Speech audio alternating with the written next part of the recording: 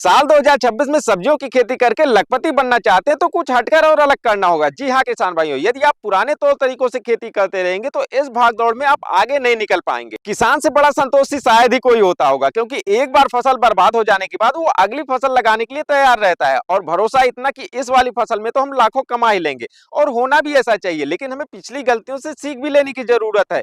जो बड़े और सफल किसान होते हैं वो खेती को एक बिजनेस के तौर पर लेकर चलते हैं, एक प्लानिंग के तरीके से करते हैं। यदि आप भी गर्मी वाली सब्जियों की खेती करके अच्छा मुनाफा कमाना चाहते हैं तो आपको इनकी बुआई जनवरी महीने में ही कर देनी चाहिए। जो बड़े किसान होते हैं, जो सफल किसान होते हैं, वो एक प्लानिंग के तौर पर चलते हैं, आगे की एक साल की प्लानिंग पहले से ही लेकर चलते हैं। और यदि कोई फसल जनवरी या दिसंबर में उनको लगाना है तो उनकी प्लानिंग कुछ ऐसे होती है ना कि उस टाइम पर उनका खेत खाली रहता है। तो किसान भाइयों, आज की इस वीडियो में हम आप लोगों को पूरी जानकारी देने वाले हैं कि जनवरी के समय में आप सब्जियों की खेती करके आगे अच्छा मुनाफा कैसे कमा पाएंगे। यदि आपका खेत इस टाइम पर नहीं खाली है, जनवरी लास्ट में खाली होने वाला है या फिर फरवरी के महीने में खाली होने वाला है, तो उन खेतों में भी अभी के टाइम पर कौन सी सब्जियां और किस तरीके से लगाकर आप अच्छा मुनाफा कमा पाएंगे। तो वीडियो में आगे बढ़ने से पहले आप हमारे चैनल को अभी तक सब्सक्राइब नहीं किए तो चैनल को सब्सक्राइब कर लें, पास में लगी बेल आइकन को भी जरूर दबा दें और वीडियो को दोस्तों में शेयर भी कर दें। तो चलिए किसान भाइयों, सबसे पहले तो नए वर्ष की हार्दिक शुभकामनाएं। उम्मीद करते हैं ये नया वर्ष आपके लिए खुशियों से भरा हो। तो किसान भाइयों, जो हमारा उत्तर भारत का क्षेत्र है, जिसमें आपका हरियाणा है, पंजाब है, उत्तर प्रदेश आता है, बिहार आता है, इस टाइम पर यहाँ पर ठंडी का मौसम होता है। और यदि आप किसी सब्जी की बुआई करना चाहते हैं तो सीधे खेत में आप सीड की बुआई नहीं कर सकते हैं और सीधा प्लांटेशन भी नहीं कर सकते हैं। इस टाइम पर ज्यादा ठंडी होती है, तो इस वजह से यहाँ पर जो किसान भाई लोग इस टाइम पर सब्जियों की खेती करते हैं वो लो टनल बनाकर खेती करते हैं।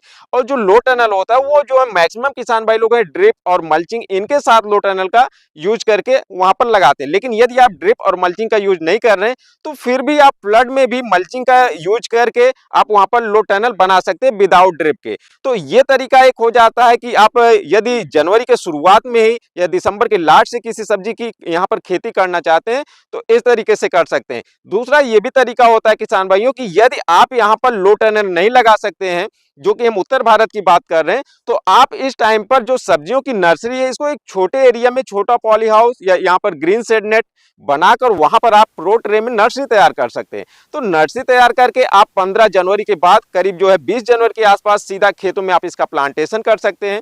और जनवरी की बात करें किसान भाइयों तो 20 जनवरी के बाद आप सीधा यहाँ पर आप अपने खेतों में सीड की भी बुआई कर सकते हैं। इसके अलावा जो दक्षिण भारत का क्षेत्र है, जैसे हमारा एमपी हो गया, छत्तीसगढ़ हो गया और गुजरात है, महाराष्ट्र है, इन क्षेत्रों में तापमान इतना अनुकूल होता है कि आप सीधे तौर पर इसकी बुआई कर सकते हैं। आगे आपको हम बताएंगे किस तापमान में सीड का जमाव होता है और आपके क्षेत्र में कितना तापमान है तो आप से अपने खेतों में सीधे सीड की बुआई भी कर पाएंगे।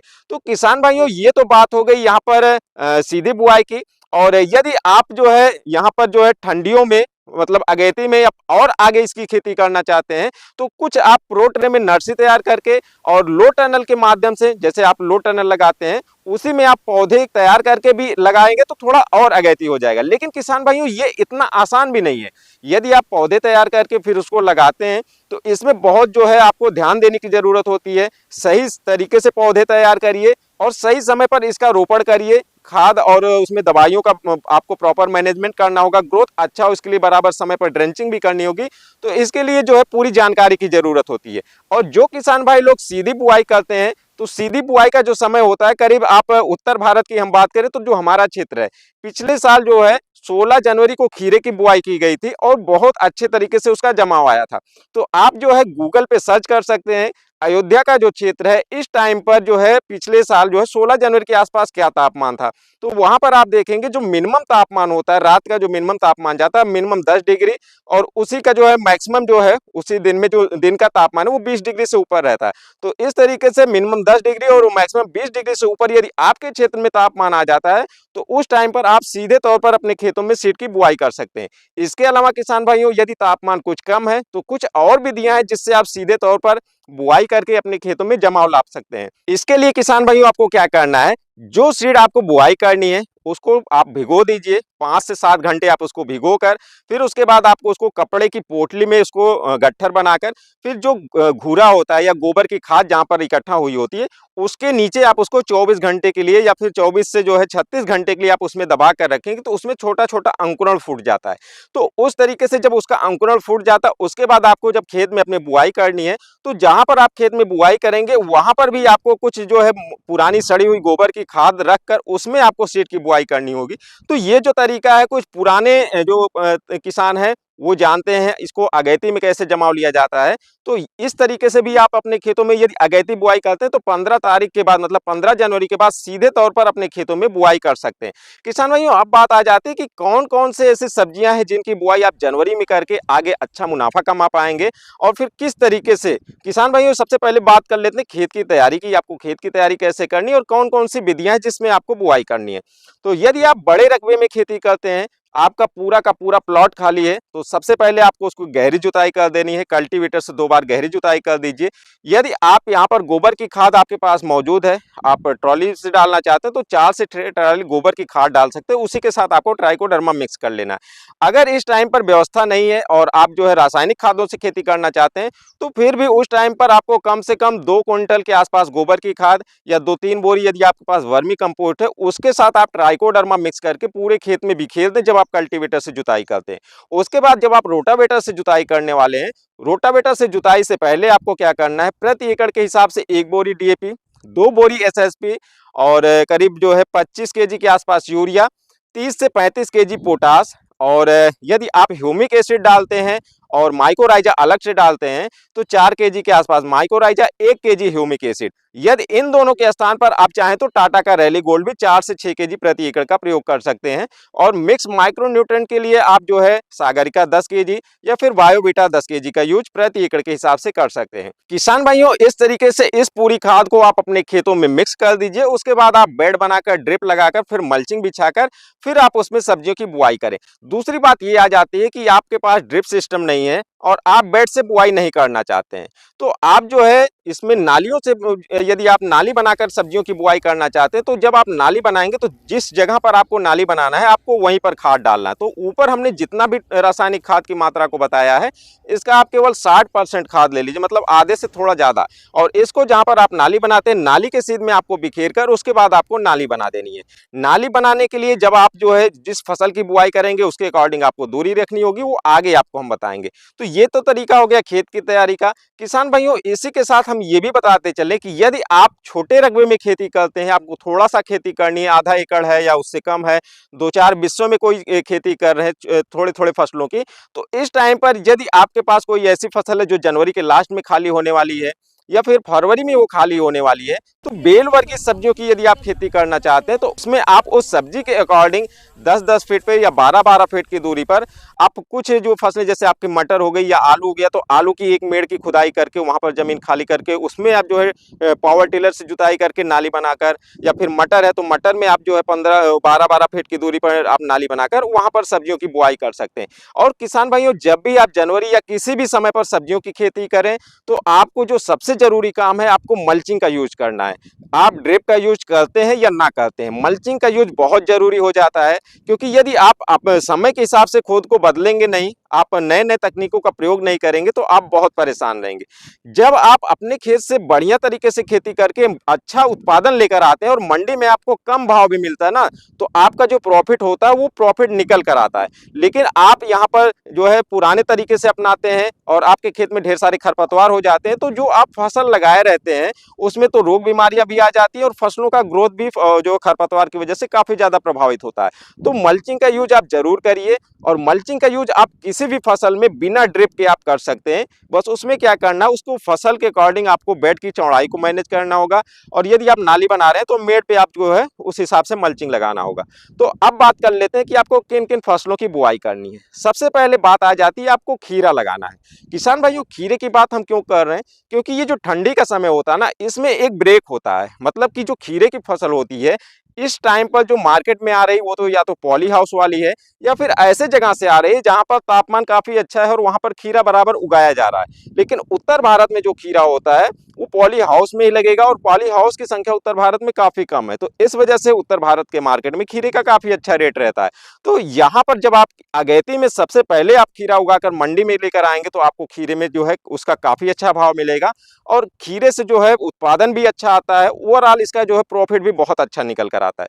तो जब आप खीरे की यहाँ पर खेती करेंगे तो आपको बेड जो बनाना है, आप ड्रिप लगा रहे हैं और आपका ड्रिप 5-5 फीट की दूरी पर लगा है, 5 या 4.5 फीट की दूरी पर, तो आप पूरा बेड तैयार करिए, मल्चिंग लगाइए और फिर आपको उसमें सीधे तौर पर खीरे की बुआई करनी है। जैसा कि इससे पहले हमने बताया है, समय के अकॉर्डिंग यदि आप जनवरी के शुरुआत में करते हैं तो आपको लो टनल में इसकी बुआई करनी है और अगर आप बाद में करते हैं तो आपको सीधी बुआई मान के चलिए आप 15-16 के बाद मतलब 20 के बाद आप सीधी तौर पर बुआई कर सकते हैं। खीरे के लिए आप बेड पर जो है 1.25 फीट या 1 फीट की दूरी पर आपको बुआई करनी है और अगर नाली आप बनाते हैं तो खीरे के लिए 10-10 फीट की दूरी पर आपको नाली बनानी होगी। नाली के दोनों साइड आप जो है मल्चिंग लगाएंगे तो वहां पर भी आपको 1-1 फीट की दूरी पर 1-1 सीट की बुआई करनी है। किसान भाइयों, ये बात हो गई खीरे की। खीरे से टोटल प्रोडक्शन की बात करें तो इस टाइम पर आप जो खीरा लगाएंगे वो आपका खीरा करीब करीब मार्च से स्टार्ट हो जाएगा और आगे चलकर वो मई लास्ट तक या जून के कुछ समय तक वो चलता रहेगा। पूरा प्रोडक्शन इसका काफी अच्छा, यदि बढ़िया मैनेजमेंट करते हैं तो खीरे से आप 3 लाख से लेकर के 6 लाख तक की कमाई कर सकते हैं। किसान भाइयों, दूसरे फसल की बात करें तो आप इसमें तरबूज और खरबूज लगा सकते हैं। तरबूज और खरबूज वैसे तो जो है पूरे भारत में इसकी काफी खेती होती है और ये जो है तरबूज खरबूज होता है ट्रांसपोर्ट क्वालिटी का होता है। बाहर से जो है जब प्रोडक्शन इसका अगेती में आता है तो हर मंडियों में लगभग लगभग पहुंच जाता है। लेकिन अपने क्षेत्र के हिसाब से यदि आप आगे इसका उत्पादन लेकर आएंगे तो उसका आपको काफी अच्छा भाव मिलने वाला है। और जनवरी का जो समय होता है, अगर आप जनवरी के स्टार्टिंग से ही आप यहाँ पर नर्सरी तैयार कर लेते हैं और सीधे तौर पर आप खेतों में यदि प्लांटेशन करना है तो 20 जनवरी के आसपास इसका प्लांटेशन कर देते हैं तो आपका जो तरबूज खरबूज है ये मार्केट में मार्च में आ जाता है और उसका अच्छा रेट मिलता है। सीधी बुआई आपको करना है तो भी आप वही 20 के बाद कर सकते हैं। दूरी की बात कर लें, नाली विधि से आप यदि करते हैं तो तरबूज के लिए आपको लाइन से नाली से नाली के बीच की जो दूरी है वो आपको 12 फीट रखनी है, खरबूज के लिए 10 फीट रखनी है। और सीड से सीड की दूरी की बात करें तो 1.25 फीट की दूरी पर आपको 1-1 सीड की बुआई करनी है। जब भी आप तरबूज और खरबूज की बुआई करें तो आप हमेशा कुछ एक्स्ट्रा सीड की बुआई करें। जो हमने दूरी बताया ये सही दूरी है। इसमें क्या होगा कि कुछ एक्स्ट्रा सीड रहेंगे और कुछ का यदि आप आगे चलकर जमाव नहीं होता है या फिर कुछ सीड जमाव के कुछ दिनों बाद जो है कुछ में कोई बीमारियां आती हैं, इनका ग्रोथ कम है तो आपको उनको हटा देना है खेत से। तो इस तरीके से आपका जो गैप है वो भी जो है तो कुछ कम होने के बाद भी आपके खेत में पर्याप्त संख्या में पौधों की मात्रा रहेगी। और बेड पर यदि बात करें तो आपको जो है 5-5 फीट की दूरी पर खरबूज यदि लगाते हैं तो 1.25 फीट पर लगाइए और तरबूज यदि लगाते हैं तो 1.5 फीट की दूरी पर लगाइए, सीड से सीड के बीच की दूरी। तो ये तो बात हो गई खरबूज और तरबूज की। इसमें हम प्रोडक्शन की बात करें तो तरबूज का जो प्रोडक्शन है अच्छा क्वालिटी का और अच्छी वैरायटी का सीड यदि आप यहाँ पर लगाते हैं तो जो तरबूज से जो प्रोडक्शन आता है करीब जो है 250 क्विंटल से 300 क्विंटल तक का आ जाता है और खरबूज से करीब करीब 125 क्विंटल से लेकर 150 क्विंटल तक का प्रोडक्शन आ जाता है यदि आप अच्छी वैरायटियों का सीड का यहाँ पर चुनाव करते हैं। कुछ अच्छी वैरायटियों सीड की बात करें तो आप विन सीड के तरबूज लगा सकते हैं, इंडोमैक का तरबूज लगा सकते हैं, सागर किंग का तरबूज लगा सकते हैं। इसी तरीके से यदि खीरे की बात करें तो खीरे में बहुत सी वैरायटियां हैं। इसमें आप विन सीड और जो हमने इंडोमैक्स बताया ये तो लगा ही सकते हैं। इसके अलावा वीएनआर का जो है क्रिस वैरायटी है ये भी लगा सकते हैं। नोनेम्स की बहुत सी अच्छी अच्छी वैरायटियां हैं और खीरे की बहुत सी कंपनियों की अच्छी वैरायटी है। तो अपने क्षेत्र के अकॉर्डिंग आप सीड का चुनाव करके यहाँ पर लगा सकते हैं। आगे भी जो सब्जी हम बताएंगे उसमें आप हमेशा जब कोशिश करिए तो ऐसी वैरायटियों का चुनाव करिए जो आपके क्षेत्र में उसकी अच्छी डिमांड हो और वो अच्छी कंपनियों के सीड्स हों तो वो आपका परफॉर्मेंस अच्छे देंगे। अब किसान भाइयों बात कर लेते हैं तीसरी फसल की। तीसरी फसल की यदि हम बात करें तो आप यहाँ पर लौकी लगा सकते हैं और चौथे फसल में कद्दू लगा सकते हैं। दोनों की खेती सेम एक ही तरीके से है। लौकी और कद्दू में किसान भाइयों यदि आप यहाँ पर पूरा बड़े प्लॉट में लगाते हैं तो यदि आप बेड बनाकर लगाते हैं तो आपका जो बेड है वो 5-5 फीट की दूरी पर बेड बनेगा और उसमें आपको सीड जो है 2-2 फीट की दूरी पर बुआई करनी है, लौकी कद्दू दोनों के लिए। और यदि आप नाली बीज से करते हैं तो 12-12 फीट की दूरी पर नाली बनानी है और आपको दोनों साइड में आपको जब यहाँ पर बुआई करेंगे तो आपको 2-2 फीट की दूरी पर बुआई करनी है। तो ये तरीका हो गया लौकी और कद्दू के लिए। इसमें भी उत्पादन की बात करें तो लौकी कद्दू दोनों में बढ़िया उत्पादन आता है। लौकी का रेट थोड़ा ज्यादा ही मिलता है क्योंकि लौकी थोड़ी सी ऐसी फसल होती है कि इसमें थोड़ा दाग धब्बे लगने की ज्यादा दिक्कत आती है तो ज्यादा दूर से जो है ये ट्रांसपोर्ट होकर कम आ पाती, तो इसलिए आपके जो मार्केट में इसका रेट अच्छा मिलता है। और इनसे बात करें तो आप 3 लाख से लेकर 5 लाख तक का प्रॉफिट लौकी और कद्दू से निकाल पाएंगे। किसान भाइयों, इसके अलावा हम बात करें तो बेल वर्गीय जो सब्जियां होती है, इनमें आप बोड़ा लगा सकते हैं, लोबिया। और लोबिया की बात करें तो इसमें आप अंकुर का डबल एक्सल लोबिया आता है जो कि हाइब्रिड है, और बबली धरती सीड का बबली नाम से आता है, ये भी एक अच्छी वैरायटी है।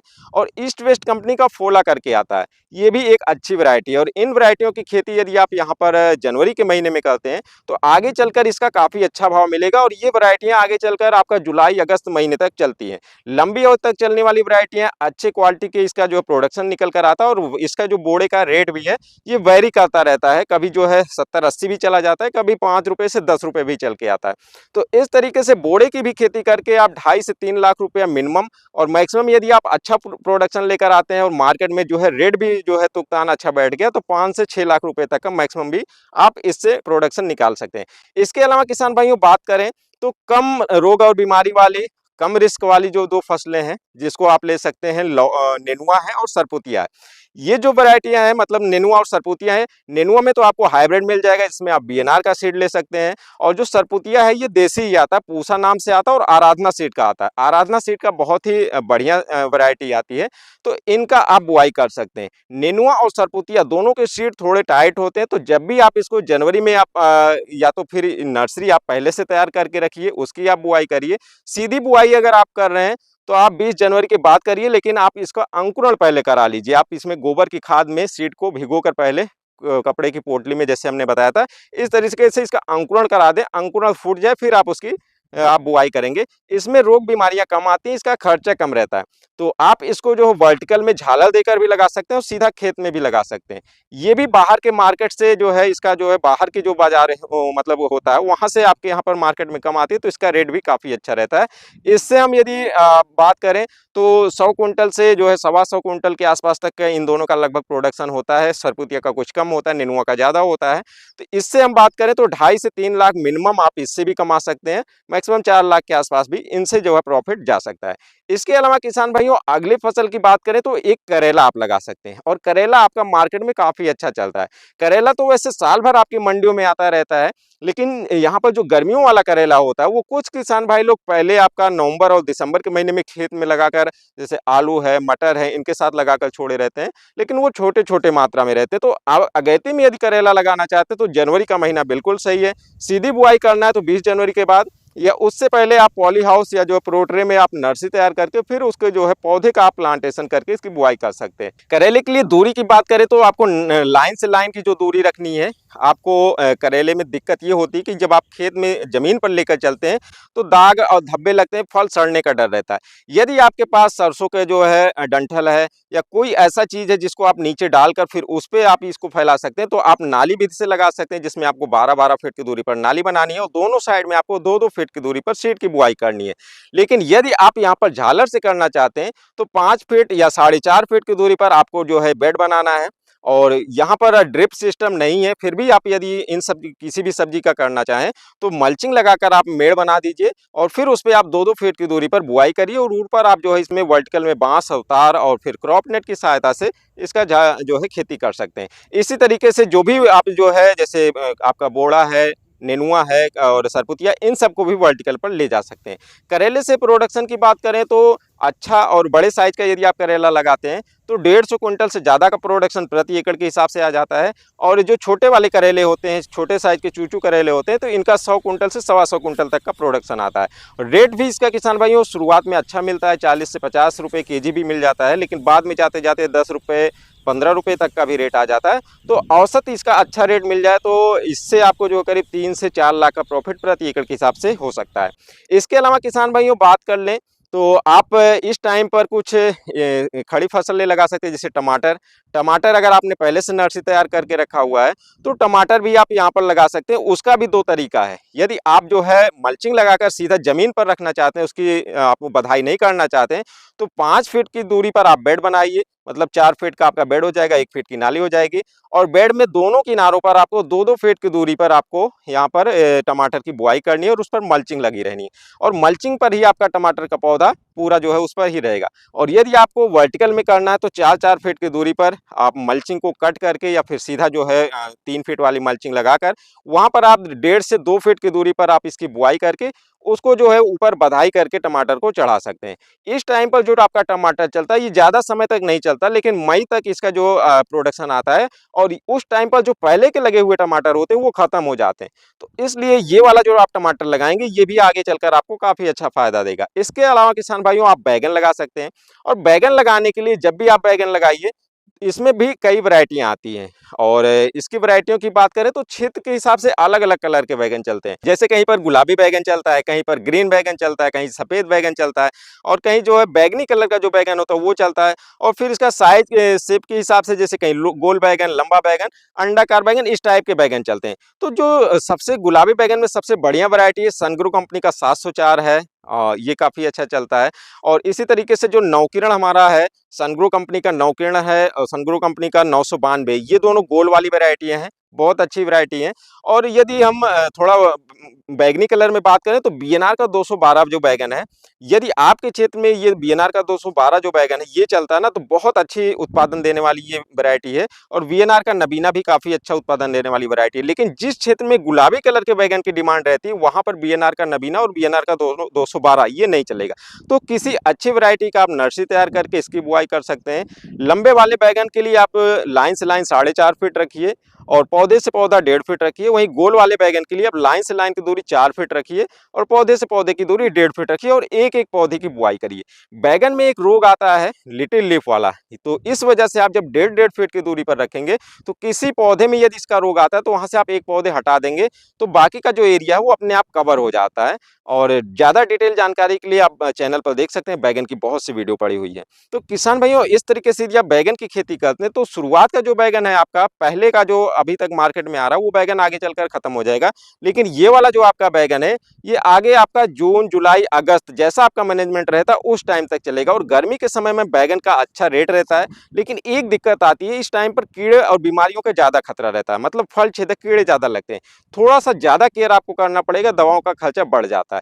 इस तरीके से बैगन की खेती करके भी आप अच्छा मुनाफा कमा सकते हैं। और इस टाइम वाले बैगन की यदि आप खेती करते हैं प्रति एकड़ आप 2.5 से 3 लाख कम से कम, और अच्छा आपका यदि तुकतान रहा तो 4 से 4.5-5 लाख तक का प्रॉफिट आप बैगन की खेती से कमा सकते हैं। किसान भाइयों इसके अलावा एक और फसल है भिंडी, और भिंडी की खेती यदि आप जनवरी में करते हैं ना तो आगे चलकर इसका शुरुआत में ही प्रोडक्शन निकल कर आएगा और इसका अच्छा रेट मिलेगा। और भिंडी की फसल यदि आप अच्छा मैनेजमेंट करते हैं तो आप इसको सितंबर अक्टूबर तक यही वाली भिंडी आप आगे चला सकते हैं। भिंडी में एक दिक्कत आती है, इसमें रस चूसक कीड़े लगते हैं, इसमें जो है पत्तियों में वायरस वाले रोग आते हैं। लेकिन इसमें जब अच्छी दवाओं का आप प्रयोग करते हैं तो ये बीमारी खत्म भी हो जाती है। इसका ये कि ये चीज़ फायदे वाला है और इसमें प्रोडक्शन बराबर आता रहता है। तो भिंडी की खेती कर सकते हैं, अच्छा प्रॉफिट कमा सकते हैं। और अच्छी वैरायटी की बात करें तो आप इसमें राधिका जो है यूपीएल का है ये वाला है वैरायटी आप लगा सकते हैं। और नामधारी की 2-3 वैरायटियाँ काफ़ी अच्छी 862 है और 7001 करके वैरायटी आती है, ये भी काफ़ी अच्छी वैरायटी है। और जब आप भिंडी की खेती करते हैं तो पूरे खेत की जुताई करके आपको इसमें बेड बनाना होता है। ड्रिप सिस्टम यदि आपके पास है तो 5-5 फीट की आप दूरी पर बेड बनाइए और बेड के दोनों किनारों पर आपको जो है 9-9 इंच की दूरी पर आपको यहाँ पर बुआई करनी चाहिए। यदि आपको पास ड्रिप नहीं, आप फ्लड से करते हैं तो 4-4 फीट की दूरी पर बेड बनाइए। जो आपकी नाली बनेगी करीब 1.5 फीट की हो जाएगी और जो आपका बेड बनेगा वो करीब 2.5 फीट का होगा। और उसमें दोनों साइड से आप जो है 6-6 इंच दूरी छोड़ देंगे तो 1.5 फीट की दूरी पर हर बेड पे 2 लाइन बन के आएगी। उसमें आपको क्या करना है, 1-1 फीट की दूरी पर एक-एक पौधे की बुआई करनी है और 1.5-1.5 फीट की दूरी पर आपका नाली हो जाएगा। इस तरीके से यदि आप जो है यहाँ पर करते हैं तो फ्लड से ही आप जो है मल्चिंग लगाकर भिंडी की खेती कर पाएंगे। और यदि आप मल्चिंग लगाकर इन सब सब्जियों की खेती करते हैं तो सबसे जो अच्छा फायदा आपका होने वाला है खरपतवार का, इसमें कोई आपका जो है इफेक्ट नहीं आएगा, खरपतवार पोषक तत्वों को नहीं खींच पाएगी और जितना भी पोषक तत्व देंगे वो आपके फसलों में जाएगी और फसलों में जड़ों का ग्रोथ काफ़ी अच्छा होता है। तो इस तरीके से यदि आप मल्चिंग का यूज़ करते हैं तो बेहतरीन रहने वाला है। कीड़े पतंगे का इनका भी प्रकोप कम होता है, रोग बीमारियां भी कम आती है। तो ये जो आधुनिक तरीके हैं इन सब का यूज करके आप अपनी खेती में प्रयोग करते हैं और जो है समय के अनुकूल जो है यदि आप जो है थोड़ा सा अगैती खेती करते हैं तो मार्केट में सब्जी आगे जाएगी और इसका रेट भी काफ़ी अच्छा मिलेगा। किसान भाइयों इसके अलावा जनवरी के महीने में यदि नर्सरी की बात करें तो आप बैगन की नर्सरी तैयार कर सकते हैं, टमाटर की नर्सरी तैयार कर सकते हैं, मिर्च की नर्सरी तैयार कर सकते हैं और फूल गोभी, पत्ता गोभी भी आप जनवरी में लगा भी सकते हैं और इसकी नर्सरी तैयार करके फरवरी में भी लगा सकते हैं। आगे आने वाले समय में जब लगन का सीजन होता है उस टाइम पर आपका पत्ता गोभी, फूल गोभी काफी अच्छा प्रॉफिट देकर जाता है। 60 दिन की फसल होती है और 60 दिन में आप 1 एकड़ से काफी अच्छा मुनाफा कमा सकते हैं। 2.5 से 3 लाख भी अगर अच्छा तुकतान हो गया तो कमा सकते हैं, नहीं तो नेट प्रॉफिट आपका 1 लाख 1.5 लाख के आसपास तो बन ही जाता है, सस्ता रहता है तो भी। तो ये सब बात हो गई सब्जियों की। इन सब्जियों की खेती करके आप जनवरी में ही यदि इनकी खेती करते हैं तो आगे आपको अच्छा रेट मिलेगा। अच्छा मैनेजमेंट रहा तो काफी अच्छा आप प्रॉफिट कमा सकते हैं। और वैसे किसान भाइयों मैनेजमेंट के ही ऊपर निर्भर करता है। अगर आपका मैनेजमेंट अच्छा रहेगा, प्रोडक्शन अच्छा आएगा और मार्केट में आपको कम रेट मिला तो भी आपका नुकसान नहीं होगा, बेहतरीन फायदा होगा। तो किसान भाइयों उम्मीद करते हैं हमारे द्वारा दी गई जानकारी आप लोगों को अच्छी लगी होगी। वीडियो अच्छी लगी हो तो लाइक कर देना, दोस्तों में शेयर कर देना। मिलते हैं किसी और वीडियो में, तब तक के लिए नमस्कार।